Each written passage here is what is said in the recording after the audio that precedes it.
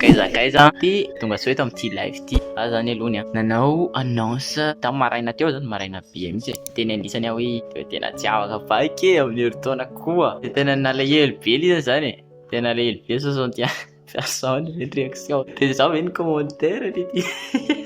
grave zany Ryan atao sérieux Ryan courage ami merci kalony mandresy amin'ny encouragement ajanony le Minecraft fa tsy mitondra makaiza io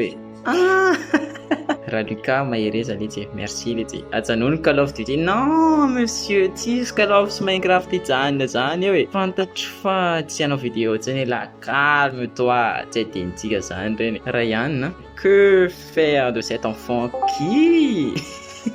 Ryan au Discord mba mitenena kely bon tamin'ny telo sy tamin'ny roa maraina teo agny andefaniny. Et vous savez quoi, j'ai eu mon putain de bac en fait. Je gagne les bacs à série S. De m'a tenté vous te dire quel les commentaires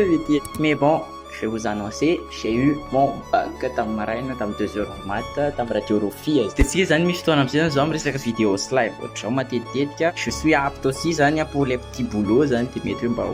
tsy de sahiran'ny firy am'zay zany resaka hoe publication sy ny ohatray mety possible sur PC am'zay zany de afaka milalao sur PC am'zay tsika de afaka ambiditra ny version Java sy ny fonctionnalité beta be zany afaka kaela oui afaka tsara mihitsy fa nahita analyse fotsiny le tamin'ny maraina iny fa ahoana zany zay bedrock player arina fotsiny non tsy hoe arina fotsiny tsika tsy miala amin'ny bedrock mbola voeritreritra ny le azo PC mbola tsy fantatra mety azo mety azo on sait pas peut-être que ny parents mety anomena peut-être que zako ny tady zany tsy maintsy ahita PC moa zany de le izy anisa de sitsika dravany bedrock afa sitsika plugin makasika an'izay le izy de aza tahitra makasika an'izay izy de gaga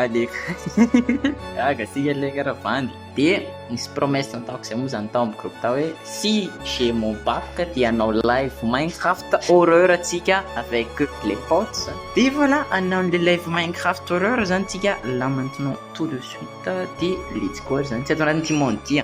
Timondy le izy Timondy moa zany monde médiéval riana foara amin'le horreur mihitsy izy teo mba saika anaovako an'le annonce fotsiny tamin'isany de afaka miala tato zany tsika zao